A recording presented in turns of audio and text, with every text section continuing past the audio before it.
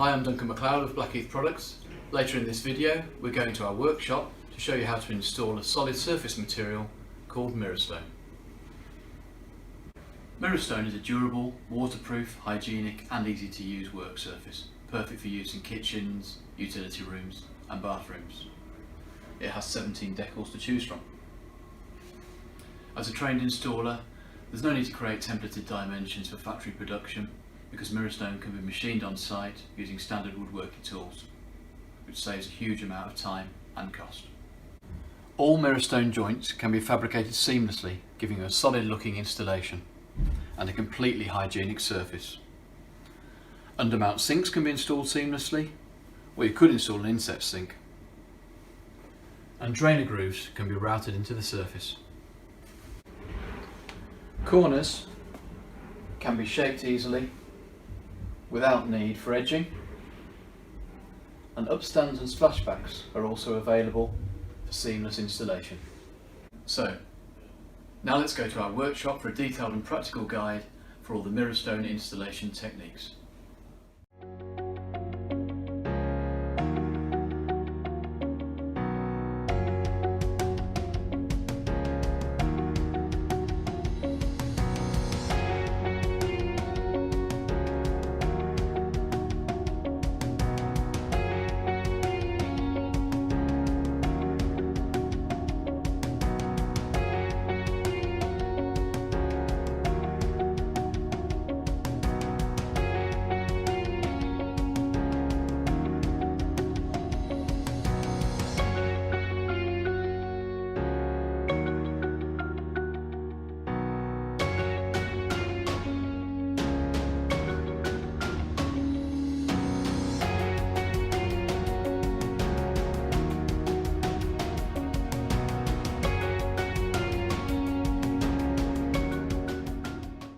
Mirostone comes in a 3 metre blank.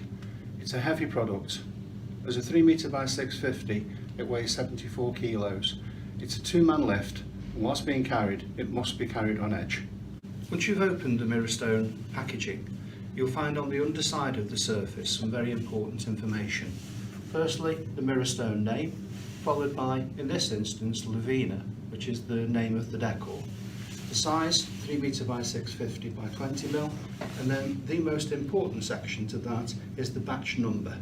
It's important that if you've got multiple tops in use, that you check this batch number against all tops before you start to machine. They must match. Also included within the packaging, you'll find the installation instructions. All Mirostone surfaces on delivery, you'll find have a protective coating on the face of them. The important part with this is that we remove that protective coating prior to starting any machining. Simply do that just by pulling away in one stretch.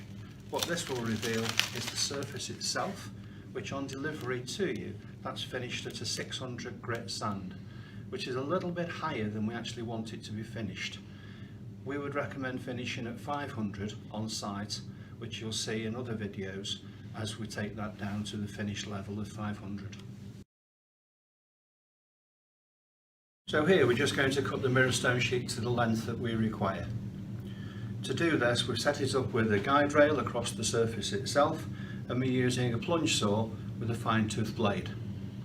Important part of this is we're connected to extraction, and we recommend the use of an M-class extractor.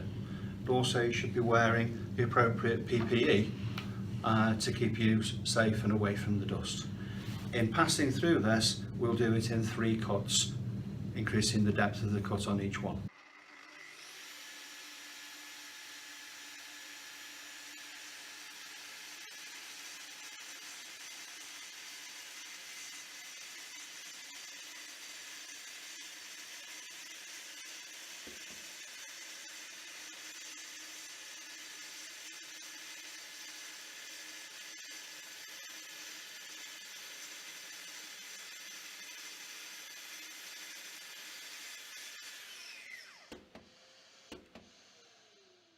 So there, we've finished the cut. We went through in 3 passes.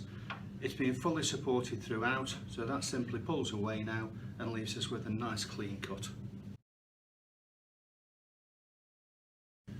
So we finished the cut using the plunge saw. With that cut we took it so it was about 1.5 mm away from where we actually want the true finished edge. So to give that a much smoother finish now, we're just going to trim it with the router. In this instance we need a curve coming onto this corner as well. So we've set the template up so it follows the edge, goes onto the corner, and we're now following that template with a router cutter with a top bearing on it.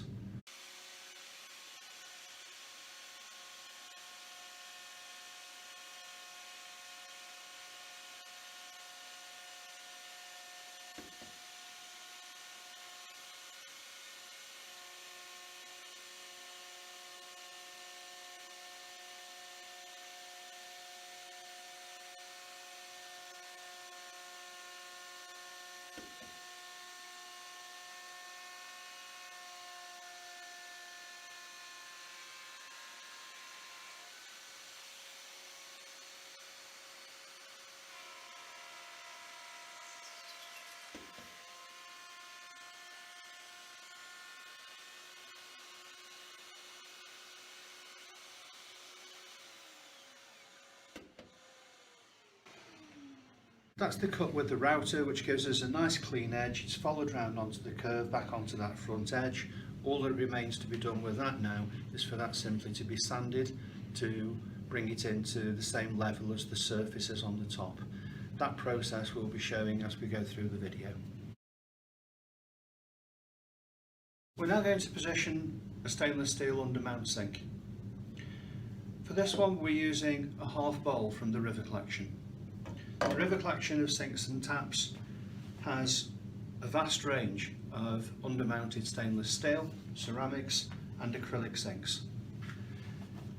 Each of those sinks is available with a jig, which makes life so much easier. In this instance we're going to use the jig with a router. The router has got the guide bush coming in on the inside of it, so it will actually offset from there about 8 mm across from the edge of the template. That means we won't see as much of the stainless steel on the top edge of the sink. If your customer wanted to see more of the stainless steel, the method of doing that would simply be to drill a hole through the top surface and use a jigsaw about 6 mm away from the final cutout. Once you've done that, you would use a router cutter with a top bearing on it. That top bearing sits onto the inside of the template and simply follows it round. And in doing that, you end up with a cutout that's exactly the size of the template, and you would then see more of the stainless steel on the top edge of it. The method that we're going to use is with the router, with the guide bush coming onto the inside, and that will set it further away and we'll see less steel.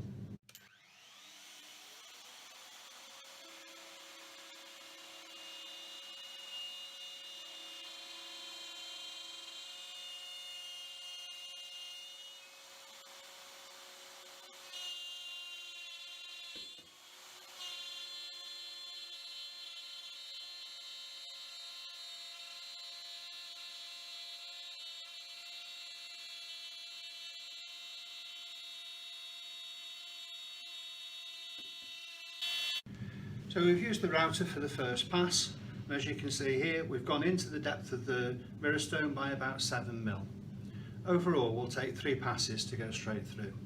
Important that the top remains fully supported with a sacrificial piece of MDF or an old work surface coming in below it, because when we go through on the final pass we will be just digging slightly into that surface, and that just means we've got a very smooth clean finish. So we'll drop this down by another 5-6 mm to complete the second pass. In between time, just get rid of some of the dust.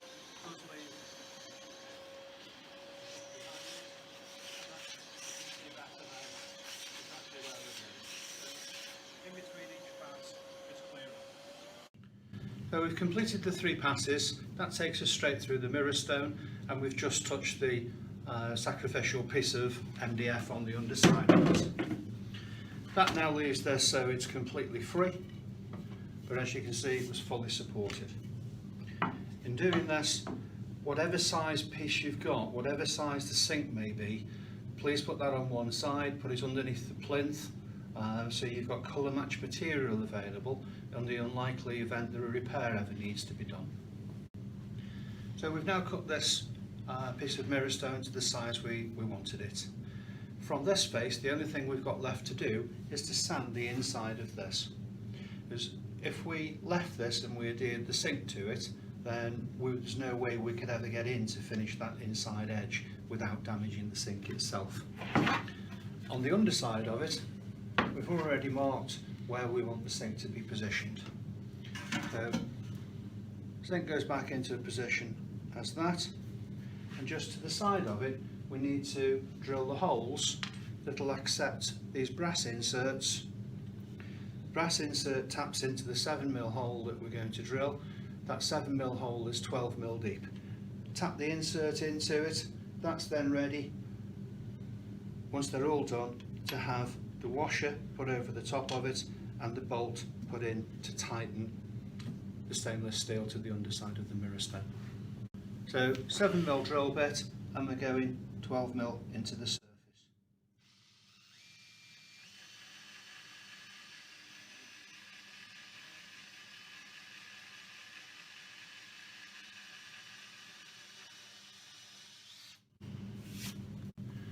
So we drilled several positions around the sink, obviously dependent on the size of the sink, depends on the number that you put in. The packs that we supply come in packs of 20, so ample to cope with any size of undermount sink. 7mm hole, we then push into that the brass insert. They just simply push into each of them. As the bolt goes into them, it simply tightens up, and as a raw plug does, pushes out to the sides so it bites into the Mirostone itself to give that secure fixing. So with this section and on a piece of this size, what we've now done is we've pre-finished the inside of the sink area here, because on this we need to get the sink fastened to the underside of it before we pull the joint together, just as you would be doing in a complete kitchen. So using the relevant grades of sandpaper, the same as we would be using on the joint when that's gone off, but all we've done there is sand the inside of it through the various grades to bring it to this polished finish. So just to complete the installation of the stainless steel undermount, put a bead of silicone around the cutout, reposition the sink onto the top of it, press it down, and then just tighten the bolt into the brass insert that we drilled earlier.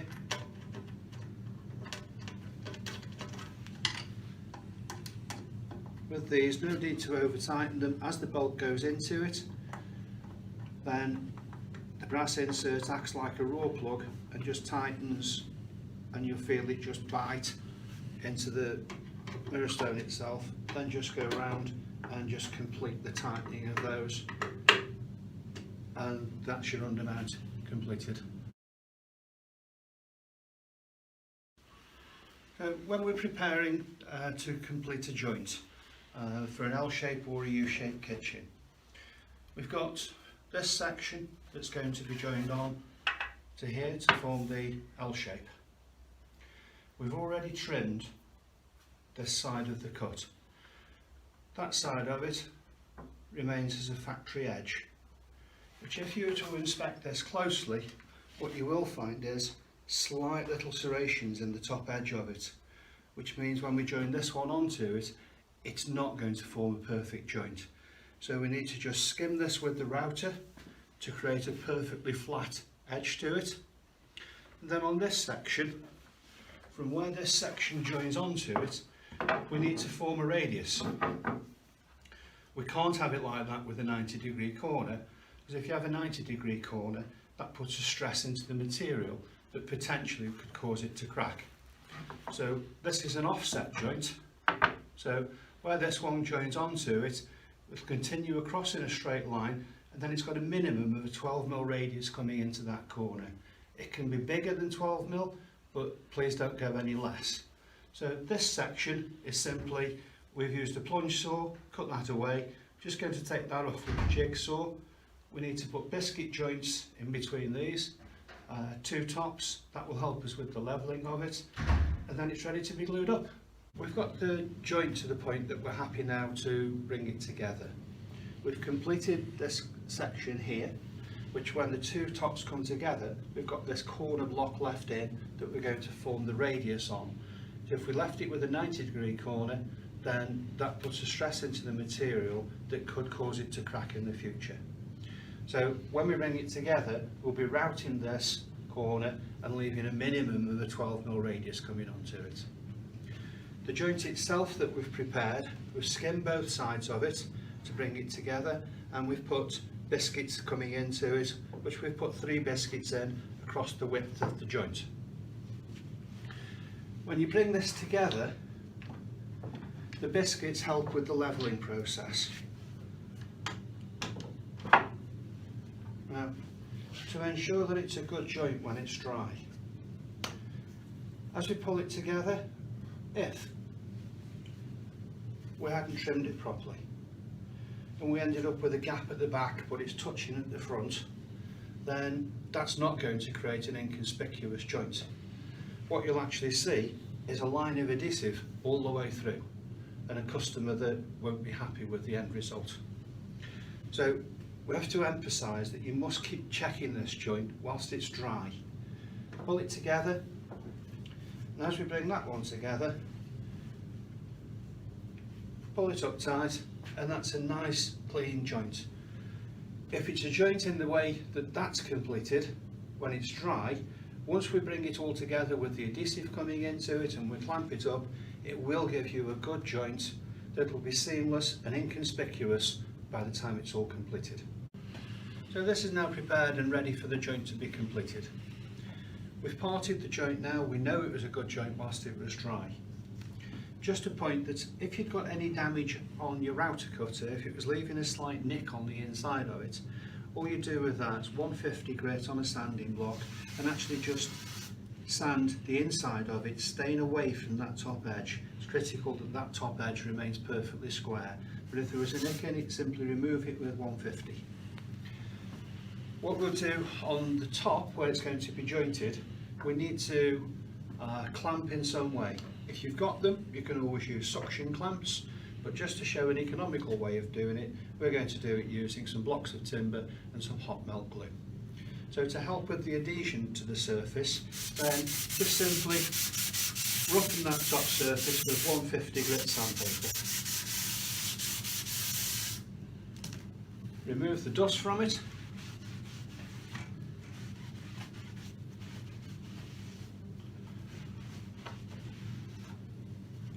And then we need to make sure that this is perfectly clean. So, using undyed, lint-free cloth with denatured alcohol. Wipe the top surface over and go along the joint, making sure that it's perfectly clean, any dust being removed, and any pencil marks that may have been left on there have completely gone.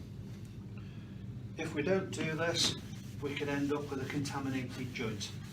So just for the sake of just a little bit of cleaning on there, that gives you some assurance then that your joint's going to be absolutely fine, seamless and inconspicuous.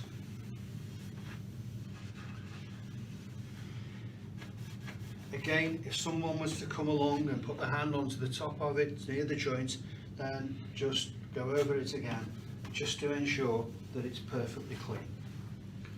Then with some hot melt glue, all we're going to do there is about 8 to 10 mil in from the edge. We'll simply glue blocks onto the top surface there that we can put a G-clamp across it.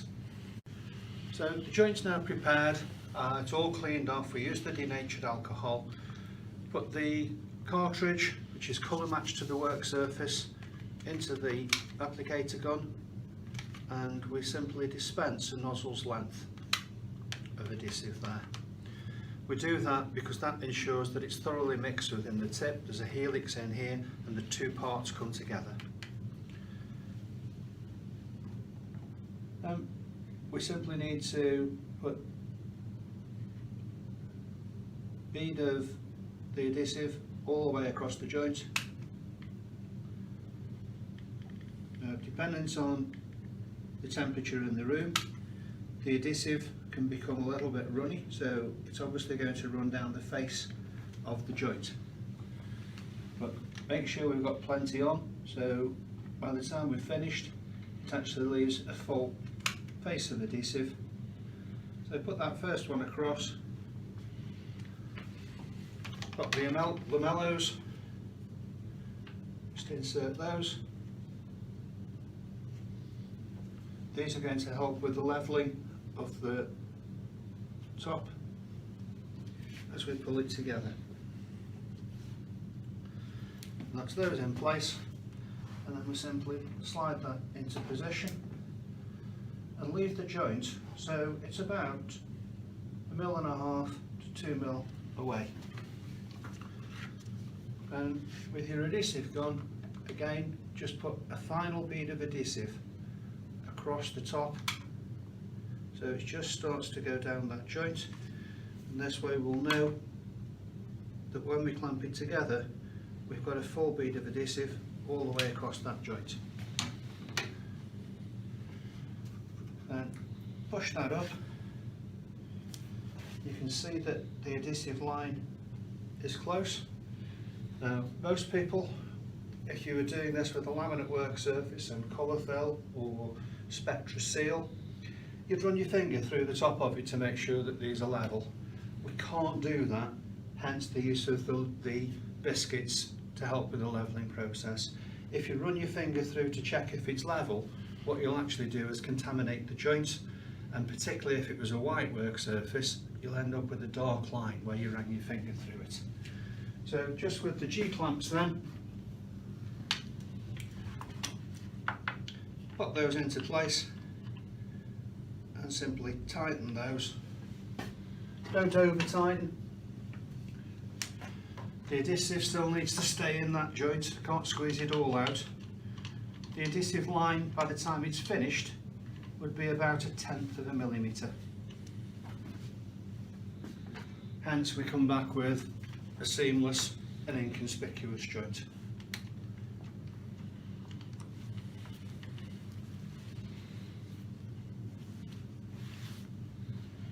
We can see across there now there's a full bead of adhesive.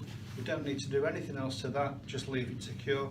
Dependent on the room conditions, it will take up to about an hour for that to be fully cured. What a lot of people do is do all the joints last thing at night and then don't touch them again till the next morning, by which time they know it is fully cured. Where we used the adhesive first of all, that we just expelled, we can see that that's now gone hard. The tip, each of the tubes of adhesive, 50mm adhesive, comes with 2 mixer tips. So if it is that we're only doing one joint, then we only need half the tube, and that's simply resealed, and you can use that for your next one, whether that be in the same kitchen or in a few months' time. So from that we know this is now fully cured, so we can remove the clamps and then just using a chisel just knock those away. As you can see, that hasn't caused any harm at all to the Mirostone. So having removed the G-clamps and the blocks that were adhered to the surface, we now need to just remove the excess glue. A quick way of doing that is simply by using a block plane, and in doing this you're just shaving the top of the adhesive, so we can fasten it down very quickly.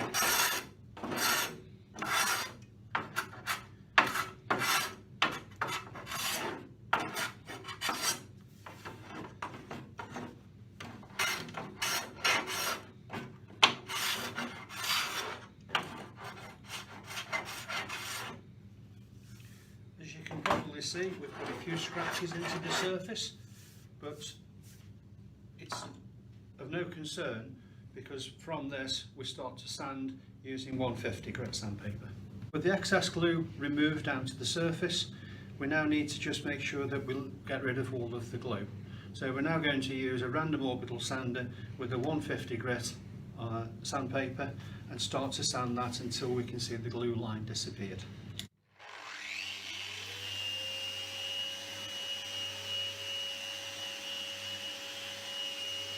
To complete the offset corner, as we come onto the joint, what we've done in this instance, we've made a template that by using a router with a 12mm cutter and using the guide bush installed in there, that will follow the template round and leave us with a 12mm radius in the corner. If you'd got a router cutter with a top bearing that you wanted to use, then you could use a very simple template, which is simply cut at 90 degrees, a 24mm diameter cutter, which as that top bearing runs into it, that would automatically leave you with a 12mm radius. And we must have a minimum of a 12mm radius in the corner, because in doing that it takes stress out of the material and prevents cracking. If you were to produce this with a 90-degree corner, it puts a stress in the material that potentially will cause cracks at some time in the future. Okay, so we've taken the template off around the corner. As you can see, it's left us with a 12mm radius coming into the corner. So it's an offset corner, which adds strength into that corner to help prevent any stress cracking in the future. So we'd finish this by removing all of the adhesive down to 150 grit. So to continue sanding now and to bring us to the finish that's required on the product, we now go through the grits of the sandpaper with 240, 320, finishing with 500 for the last of the sanding discs, and then we just do an over polish as we come to use the Scotch-Brite pad. On the front edge of it here, we've still got a very sharp edge from where we routed that corner, so we'll just break that corner with sandpaper as we go through the different grades to bring that top edge on the front edge to blend in with the sink area. Completed the sanding, we took it through all of the grades from the 150 to 240, 320, 500. We've gone over it with Scotch-Brite, which is the final one that we did with the sander. Last thing to do, which is found in the care and maintenance kit, is just to spray some solid surface polish onto the surface there. Simply rub that in with the cloth, wait for it to dry and then buff it up, and it leaves us with a nice shine for when your customer arrives home.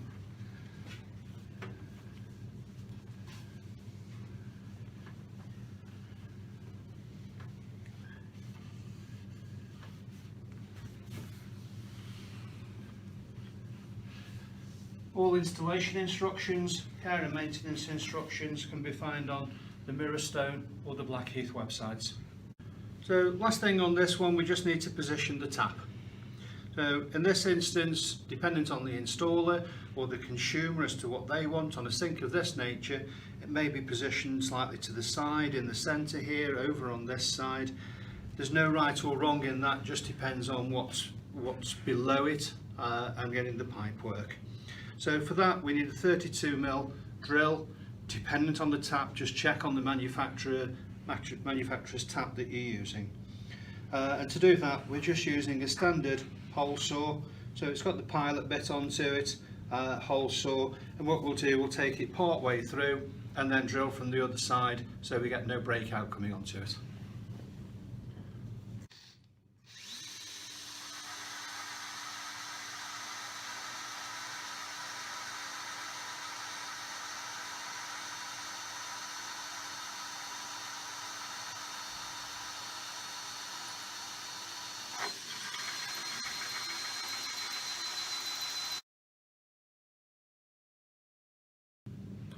So when we come to use an acrylic sink, this is simply adhered to the underside of the work surface using the same glue that we'd be using to make a seamless joint. You start by marking your cabinet on the insides of it and then position your sink accordingly. So with this one, we position it within a 600 base unit in effect, and from there we simply mark the outside of the sink just pencil line going around to show exactly where we're positioning this.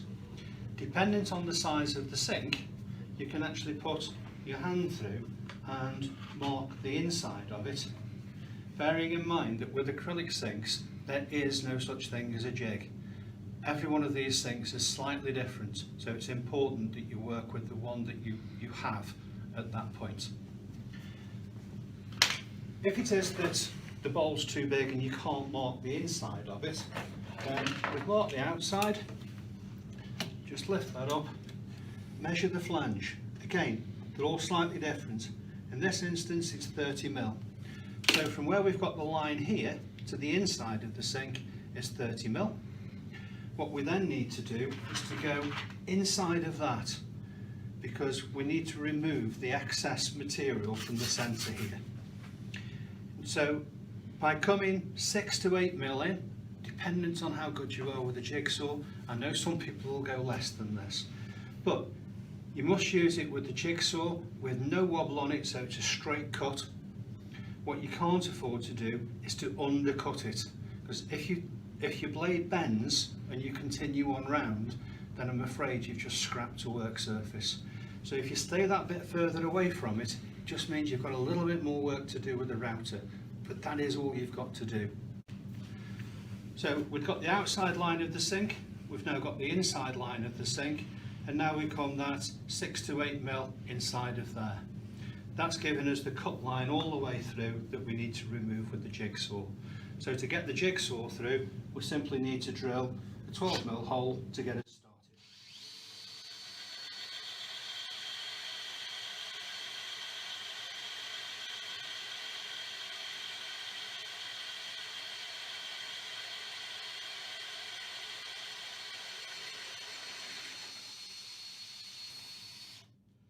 Whilst you're drilling that hole, again, it must be fully supported on the underside of it to prevent any breakout coming through. And from that, we need to put some supports underneath to ensure that we've got the sink cut out, the waste material fully supported. Now we've got the top in position, we've got supports underneath it to support the surface itself, and 2 additional ones coming where the cutout is going to become for the sink.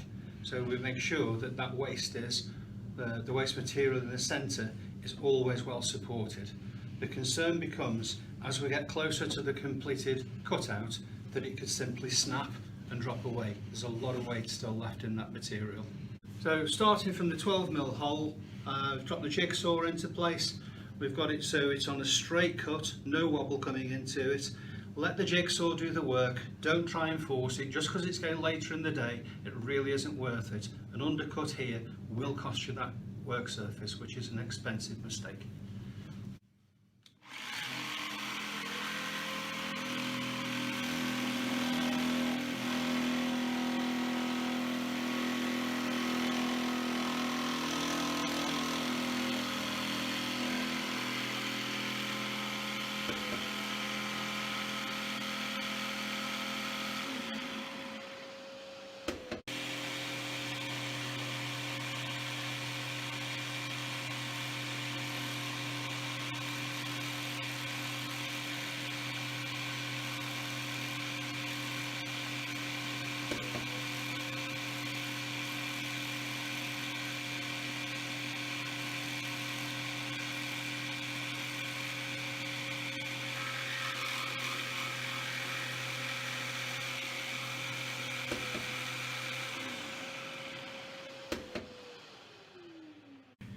So we've completed the cutout with the jigsaw. We just need to remove that section now. As you can see, it's remained fully supported, so it didn't drop away at the end of the cut. With this piece, again, put it on one side for use in the future. Should there ever be a damage, we've got colour match material on site available. So with the cutout completed, we've now repositioned the sink to where it should be going. To ensure that we get no further movement on this and it goes back into the same place every time, just with some hot melt glue going onto some scrap pieces of MDF or 2x1 or anything of that nature you've got to hand. Simply a little bit of adhesive going onto it and put dependent on the size of the sink, 4-6 blocks around the outside of it, and then every time we lift this one out, we know it's going back into the same position. We don't need to use a tape measure. We've got no more pencil marks or anything coming onto the surface. If we leave pencil marks on, it will contaminate the glue. So once this glue's gone off, we'll remove the sink again, knowing it's going back in the same place, and we will remove any pencil marks at all from this surface. So the MDF blocks that we adhered to the underside of the work surface now guarantee whenever we remove this sink that it will go back into the same place. So just remove that, move it out of your way. We've still got pencil lines, and where the incline was going through with the batch colour and the sizes, that goes straight through the cutout. Very important that we just sand these with 150 grit to remove the ink, to make sure there's no pencil marks left on it. If you don't, it will start to contaminate the joint.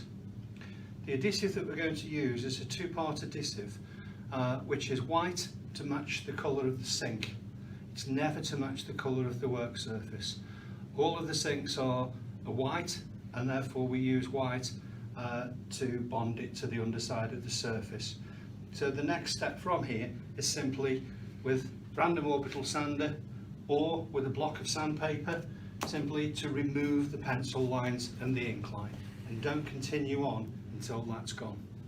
So with the underside of it, again just with that 150 grit, just make sure that you've removed the ink and you've removed all pencil marks from around it. By using 150 grit, you're also making it slightly rough, so that helps with the adhesion of the sink to the underside of the surface. Then get rid of the dust as much as we can.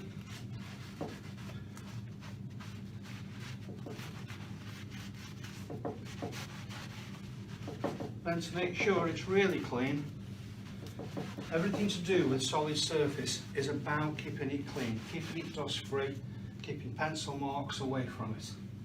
So using an undyed lint free cloth, we then use denatured alcohol, which in putting this onto it, it removes any last remaining parts of the dust. It makes sure that any pencil marks are completely clear from the surface, otherwise we are risking that contamination. So take it down to the inside of it, make sure everything's nice and clean.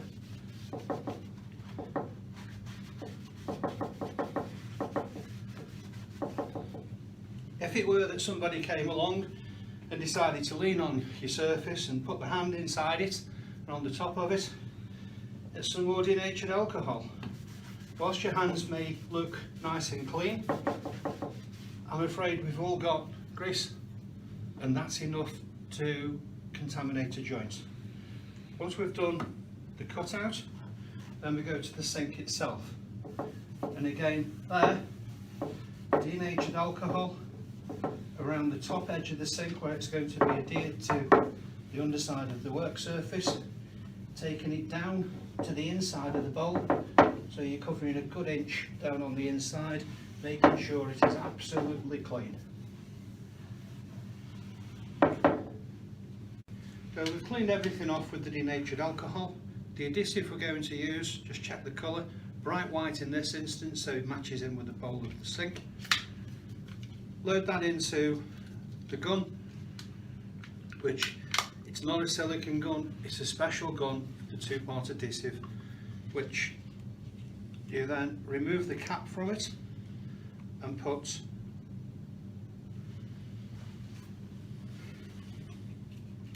the nozzle into place. Within the nozzle, it's got a spiral running down the inside of it. So as you start to squeeze the adhesive out, then we know that that's thoroughly mixed. So put a nozzle's length of adhesive onto a scrap piece of card, piece of timber, anything you've got lying around. That then we know is thoroughly mixed. If it isn't, then potentially it's not going to set, it's not going to cure. So from that, we need to apply the adhesive to the edge where the sink's going to be adhered to, and we must make sure we've got plenty of adhesive coming onto this. What we can't do is actually see what's going on when we put the sink back onto it. Because we're working upside down, so plenty of adhesive coming round here to make sure we get good adhesion. Better to have too much than not enough.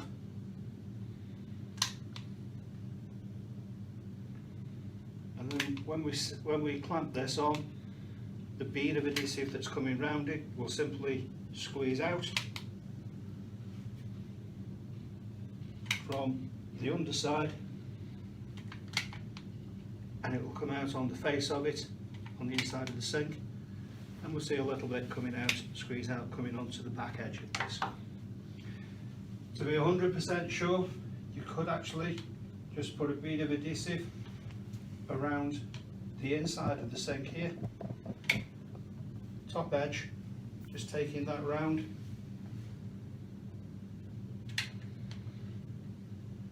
Don't worry if any of it drips down to the inside of the sink, inside of the face of the sinks, because it's going to get sanded anyway, so that just isn't a problem.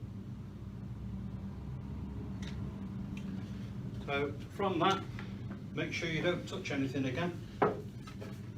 Tip the sink back over, and because we've got the MDF blocks on there, we know that's gone back into the right place.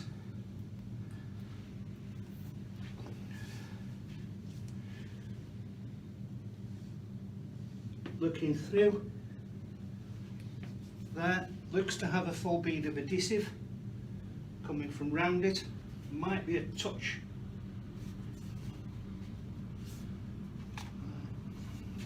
at the moment. I can still get down to the underside, so just a touch more on there.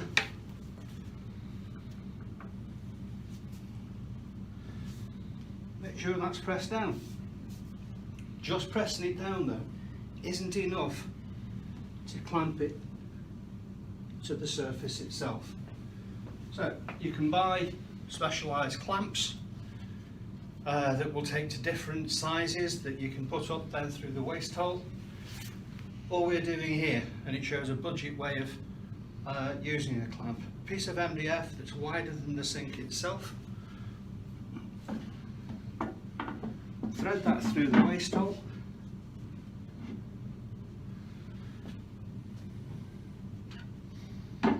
Piece of MDF over the top of it, a washer and a nut. And as we tighten that, that's going to tighten down and clamp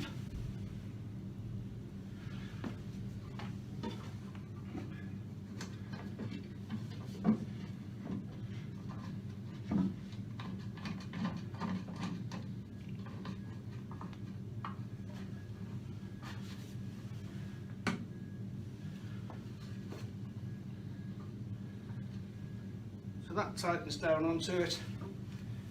Doesn't need to be over tightened. Get it just so it's enough just to make it bite. You can see some squeeze out coming around the outside of the sink here. That should be the same as we go down onto the inside of it. If you put too much adhesive on it, you'll simply get more adhesive squeezing out. It doesn't matter. The critical part of it is that you've got enough in there. So we've had a few hours go by. Where we had the test piece of the glue, that's gone hard now, so it shows that's cured. This has been on for a couple of hours now, so that'll be fully cured. So the clamp can now be removed.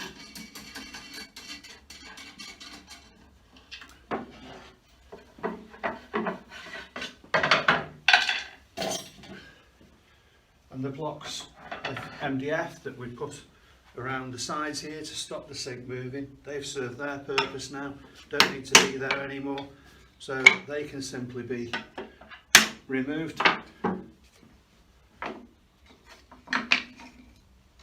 put on one side, and that's the underside of the sink complete.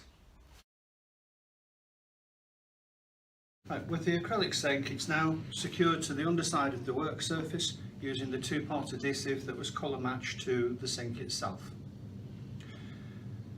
As you put your hand around here, you can feel that we've got the 6 to 8mm in places overhanging the bowl of the sink, and we now need to bring that so it's flush with the sides of the sink itself. So to do that, we're going to use a router. The router cutter that we're using on this occasion is simply a straight cut with a bottom bearing on it. So the bottom bearing is put in a position where it will actually be touching the side of the sink. So whatever shape that sink is, the bearing will actually follow it all the way round and leave us with a flush finish to the sink itself. Once we've done that and we've finished the routing, we simply go on to sanding the surface itself. When we come to the sanding of it, don't be concerned about sanding the bowl. The bowl's acrylic, the top's acrylic, and we're feathering them in together. So absolutely no problem with that. So we've now used the router with the bottom bearing just touching the edge of the sink, ran that all the way around the bowl of the sink, and that leaves us with now the Mirostone work surface in line with the edge of the sink. We just need to blend that in now simply by sanding, which is the next process we'll be doing. So we finished with the router cutter, which left us with the sides blended into the sink. We just need to finish that blend now by sanding. So using a random orbital sander, we can put that so it's on the edge of the sink and blending it into it. Don't worry about sanding the sink. The sink is acrylic in the same way as the top surface is, so it's always a sanded finish anyway. So we're using 150 grit sanding disc coming onto this on the flat sections of the sink. When you come into the corners, we need to finish that by hand. As yet, unfortunately, we haven't found a sander that can do the corners for us.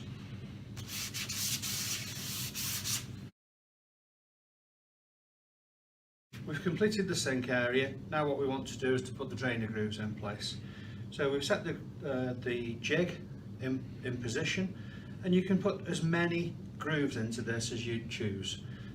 With this jig, we're putting them into straight lines. If you wanted to offset it, you could make them onto diagonal lines. Entirely up to you. There's no right or wrong in that. What we can't do is go any deeper than 6mm into the surface at the deepest point. With this one, we've got a taper already built into the jig.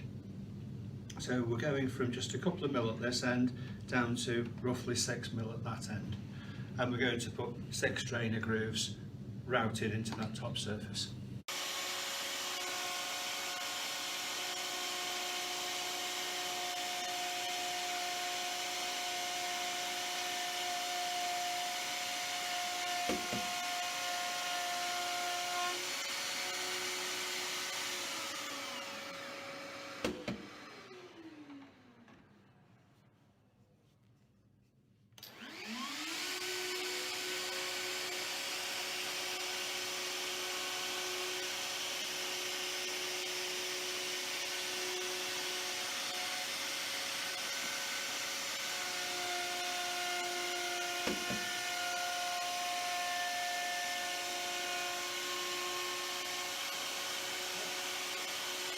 We've routed the drainer grooves through.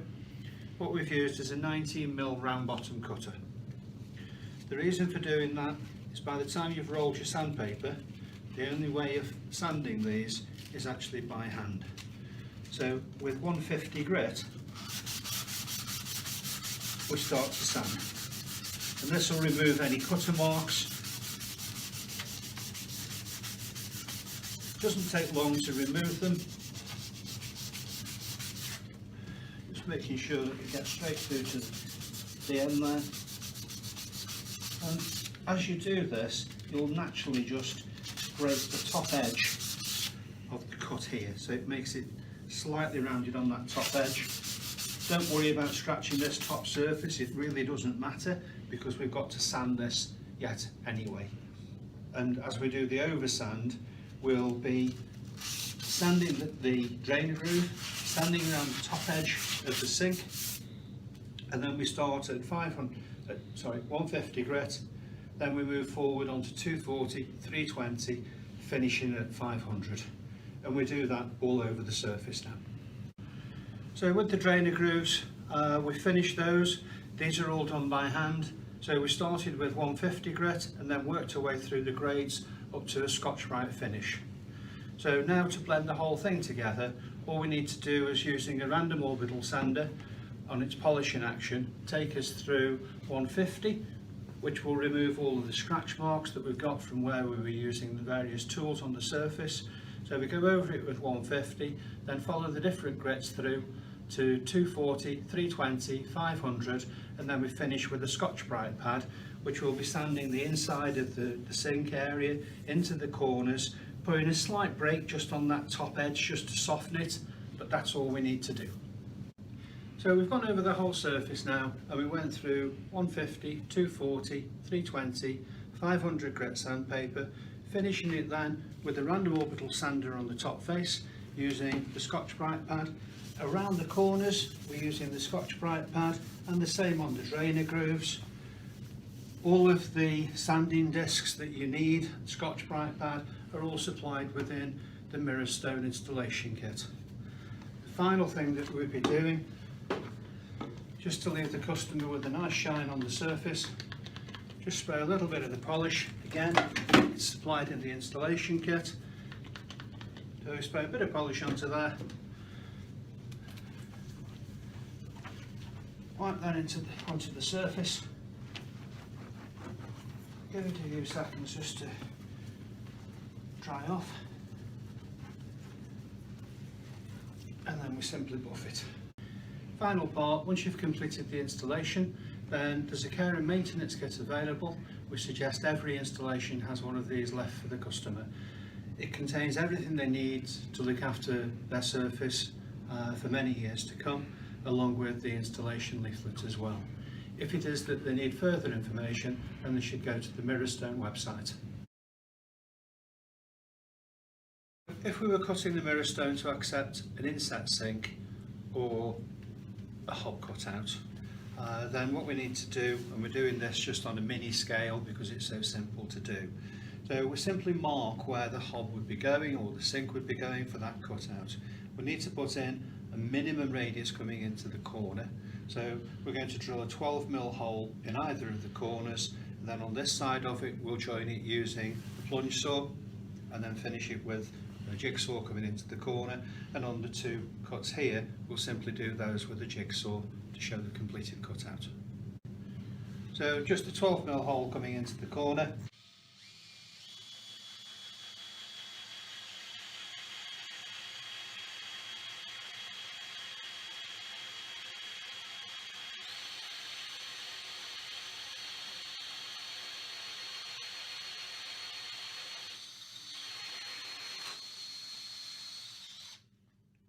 And as with the other drills that we've used, make sure you've got the sacrificial piece of MDF underneath to stop any breakout coming to the underside. We've completed the cutout and we've just taken a quarter section of it for this video demonstration. Once we've completed the cutout, 240 grit, and we're literally just sanding the inside of there just to take any ridges coming out of it and take any sharpness off it, because on the hob cutout, which this is for, we've then got to put the aluminium tape around it to protect it from heat. So just on the top edge, just break the edge of it just using the sanding block, 240 grit, and that will simply help bend the aluminium foil over the corner. So once that's done, just remove the dust from it, because that will help with the aluminium foil to stick.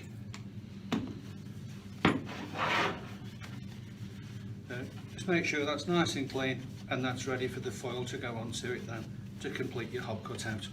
For a hob cutout, normally from the inside of the hob cutout to the outside edge of where the hob's coming to, you've generally got somewhere between 5 and 8mm, dependent on the manufacturer's guide. So once you've actually completed the cutout and you've sanded it, we just need to start adding the foil to it, which if you just neatly take that across the top edge, 5 to 6mm across, follow it round into the corner. If you do tear it, don't worry about it. So when you overlap this, it really doesn't matter, and then you're just folding it down. And this gives the heat protection that it needs, particularly around the corners. So as we came along to the corner, foil broke at that point. Absolutely no problem with that. We simply overlap it, coming into the corner, and continue on along. Keeping it so with that 6mm approximately onto the top edge, and leave the foil draped down below the thickness of the work surface.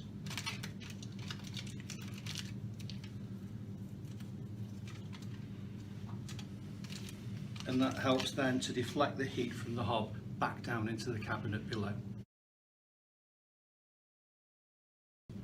So with an inset sinks are generally set with clips that will fit 30 or 40mm thick worktops. We're working with a 20mm product, so where the clips are situated, we need to thicken those up. This was done just with jigsaw in part and a plunge saw in the other areas. So all we've done there is literally just break the edge of it, taken the sharpness off the insides of it. If this was a standard work surface with a chipboard core, then you'd have to seal the chipboard itself to prevent moisture ingression. Obviously this is solid surface, it's 100% waterproof, so there's no need to do anything else with that. Where the sink clips would be situated, then we've taken small pieces of Mirostone and we're simply going to adhere those where the clips would be situated. And we can do that either with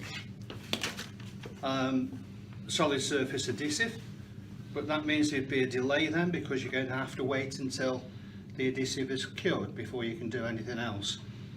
Whereas if we use hot melt glue, which is as we're doing here, then that goes off within a matter of seconds and you'd be able then to continue on with the installation of your sink. So once the worktops are installed, there's a couple of ways of just finishing them. They can be left as they are, so the customer can then choose to put a tile down to it maybe, but more often than not we're finding that upstands are now being installed of the same material. So this is done with 12mm Mirostone. It's delivered to you 100mm high. Cut it to the length that you need, polish the ends of it, and then simply adhere it to the wall using a low modulus neutral pure clear silicone. That's bonded to the wall, not to the work surface. So the second option, rather than using an upstand, becomes the use of a splashback, which splashbacks are 760 high and they can be taken up to an extractor. So they can be used behind a hob, whether that be ceramic or induction with no problem at all. They can be used behind gas. You need to stay 140mm from the edge of the burner to the face of the splashback. If we were putting this one on, all we need to do is to put a bead of neutral cure silicone around the outside edges and then every 100mm down the length of the top. All you'd be then doing is simply lifting that, leveling it into position and pressing against the wall, so the silicone then bonds that to the wall.